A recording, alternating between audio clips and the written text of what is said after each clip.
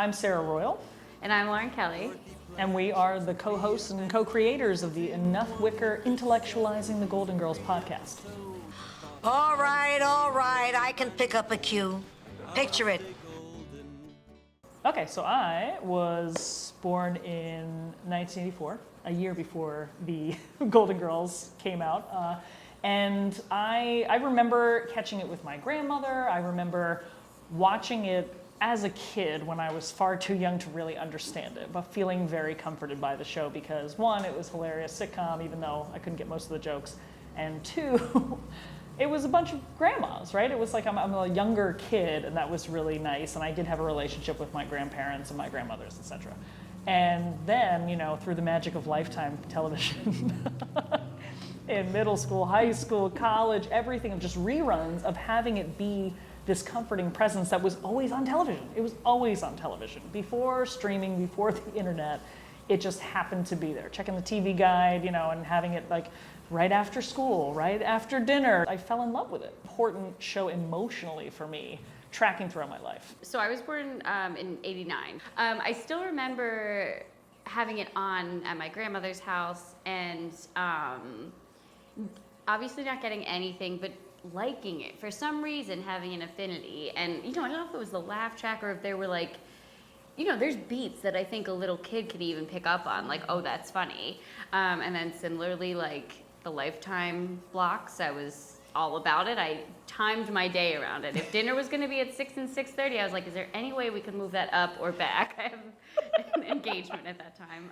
I just feel like I have connections with watching the show with a lot of people in my life, with my mom, even with my little brother. I remember, you know, like, and he was at the age maybe when I first started to watch it where he wasn't getting it at all, but he just knew it was funny. Mm-hmm. And then my cousin and I would tape it, you know, like before the DVDs and all of that, so we could have it on demand. You had VHS on demand. Yeah, exactly. As long as you rewound it. The Libertine Bell is on. We need to tape it right now. We worked together. And we were walking to a happy hour one night after work, and I honestly can't remember how it came up, but I would guess that one of us threw out a quote that we assumed no one else would get. Into the ether. Yeah, and also like not expecting a reaction. Not at all. You can't not say it. Then we were like, oh, I really like the Golden Girls, and you were like, I really like the Golden Girls, and then it was like, oh, it's an actual big presence in both of our lives. And so we sat down at this table with our poor coworkers and we were like, find the hardest internet quiz on the Golden Girls. It was more of like, if you really do love the show, you understand deep cuts, like. So, finally, the race was underway. I start off slow. I'm cagey, like a panther. But when the time is right, I pounce. The crowd is on its feet. Sophia, Sophia. My heart is pounding in my ears. But then again, it always pounds in my ears. I could see the finish line. It was only 200-300 yards away. And then it happened. What every runner dreads. I hit the wall. No, you ran out of steam. No, I actually hit a wall. They put up a new Wendy's on Collins Avenue.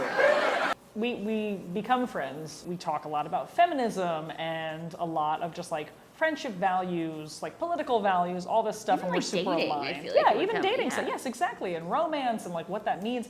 And little thing happened in 2020. Global pandemic started. And I'm also home with a new baby, which I gotta really pump myself up here to be like, I fucking started this podcast as a new parent. I was like, Sarah just had a baby 2 months ago. She probably has a lot of free time. I think you found that one dissertation or like one academic paper, then you were like, there's a whole lot of scholarship on this topic, on this specific show. And we were like, okay, we can work this into something that it makes it different from just recounting the episodes. All those dissertations and thesis papers and essays that we saw online, we just call the scholars up at university or whatever and be like, hey, we read your paper. And they're like, wow, no one's ever read it before. And I think that was really awesome. But again, for us caring so much and wanting to explore, like, why do we love the show so much? Like, why is this still like super present in our lives? Hello, and welcome to Enough Wicker, a podcast where two friends intellectualize the greatest show of all time. I'm Lauren. And I'm Sarah. And we are obsessive fans who very thankfully found each other.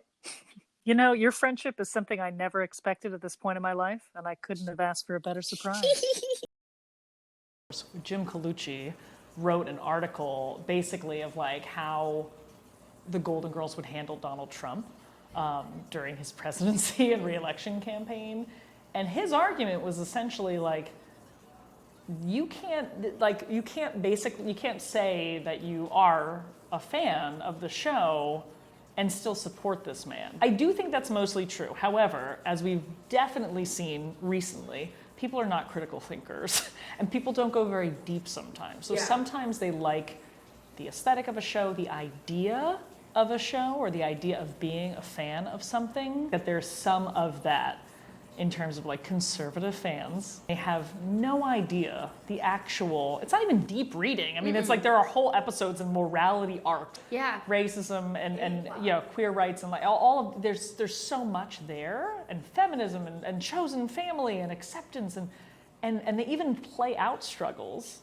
And I think, I just think people don't think deeply. The way I connect with the show is about those issues, and it is about that's why it's important to me. I also think people are inconsistent in their beliefs a lot. Claim to be like a social liberal or something, but they're very like NIMBY type. So I think that applies on a surface level here. I think the show is just so funny that people don't have to think deeply about it. In huge conflict with the messaging of the show in general, to like be against like rights for queer people or something like that. Or if you are someone who's homophobic or racist or sexist or ageist, or I don't necessarily think you're examining the media you consume and how it's in conflict with your beliefs. Any disparaging remark like, that doesn't even mean you're a fan. You know, it's like there's such black or white thinking. It's just like, but to love something doesn't mean you don't criticize it. And I would say that you should. First of all, you shouldn't be watching something from the 80s and nothing rub you the wrong way. They don't handle race very well. There's some more than one transphobic joke. Even their approach to queerness is like, these two, you know, Doug and Jean are monogamous. They are like, they present very hetero, you know, like they could pass for hetero, and they, you know, like they play into the narrative of like, we want to get married, we want to do the like normal arc or whatever, and so, you know, that's not problematic, but it's just a narrow scope. And yeah, like every character who's not white is presented with a stereotype or like a joke, and yeah, the racist stuff, you know, like it doesn't handle everything perfectly. Loving the show means you shouldn't point that out, or you shouldn't have any feelings about it. I actually think you should, because I think that's a deeper reading of what they're doing, and also things have changed. If you're watching the show and you do feel uncomfortable at these certain points, good. That means you fucking grew since 1985. Yeah. Part of what has been wonderful about this podcast is exploring those things and actually saying out loud, recorded for posterity, the parts that we really don't like and the parts that hit us differently, because again, we're much older. There's an amazing quote I originally heard it in a Scientific American article about why people rewatch things over and over and over again. They were scientists that basically researched it, and they were like, it's not necessarily like because you want to go into the past, it's because like you really are looking towards the future. And each time you watch the show, you're a different person. So you're taking different things away from it. Greek philosopher Heraclitus, maybe? I think so. Heraclitus? I don't know how you actually pronounce it, but we'll call it Heraclitus. Brave to say it out loud. Yeah. Thank you, yes. You never cross the same river twice. It's not the same river, and it's not the same you. Oof, I got chills. It's such a great quote, and I think that's part of it. Hitting me in these weird ways where I suddenly like put myself in their shoes for real, because I actually have a real thing, not just like some imaginary child. Like I have a real child to think about and put like in that place. So of course it's going to hit differently. Yeah. It is hard. I think it's especially hard when you're a teenager, but I think it's hard at any time, especially if you're single, especially if you're unhappy or whatever, to see your friend in a happy relationship and leaving you in a way, whatever that way is, even if it's not physically, if it's just like they're not around as much, or they're, you know, like you're no longer like their top priority or whatever. I think that's hard for anyone. But I think that a good friend is happy for you if it's a good relationship. Dorothy was the one who had so much trouble with dating, and she was the one who was so kicked around for the way she looked and the way she talked and the way, like her physical representation. So I think that it actually, in some way, was sort of like almost like a fuck you a little bit to those comments and to the idea that, like, just because she's not as quote unquote feminine as Blanche, that she's not deserving of a romantic relationship. So I actually like that that's how it went. Mm-hmm. I do too, but I also can see the reading of like, yeah, like I've got a great relationship with you, but I'm staying with my girls. Like they're my ride or die kind of thing, And I absolutely struggled with that growing up because that was the messaging. It was like your friends are along for the ride until you find that romantic person. So you can read it like that. But what I see it is a redemption for Dorothy specifically, but that they're still going to be heavily involved in each other's lives, And and the only reason, she acknowledges this in that last episode, the only reason she got to that point and had the confidence and to actually like understand she's worthy of that kind of romantic love is like because her friends were there. And I think it's like they helped make her a fuller person. And I also never watched The Golden Palace, never want to. This is my little snippet of life, and I choose to believe that in the following years that they still are just as tight and they just don't live in the same house. There's so many complicated ways to have family, and it doesn't mean that your best friends can't also be your family still. And I think that that's part of what younger me was tripped up at is like, oh, if I ever am lucky enough to get married and have a partner, like you don't just do the thing where you're like, bye. That's bullshit. That's insane. So I've also only ever watched the second part of the finale probably like 3 times. And I don't like, what would you call that, closure? You don't like closure? You don't like closure? Just like a sad live to me. for it. Yeah. Like Ebtide's Revenge. Jesus Christ.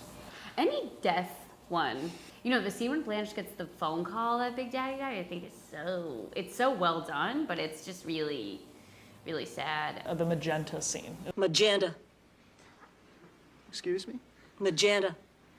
That's what I call it when I get that way. All kinds of feelings tumbling all over themselves. Well, you're not quite blue because you're not really sad. And although you're a little bit jealous, you wouldn't say you're green with envy. And every now and then you realize you're kind of scared, but you'd hardly call yourself yellow. I hate that feeling. I just hate it. And I hate the color magenta. That's why I named it that. Magenta. No way to really explain it, but fortunately, between friends, you don't have to. It's like real life. It's That's how real it life. usually is in Goodbye, Mr. Gordon, when they're at the talk show. Good morning and welcome to Wake Up Miami. Today, women who live together. Does society make it tougher? We'll find out when we talk to 4 lesbians. Today on Wake Up Miami. We don't believe in ladies. Yeah.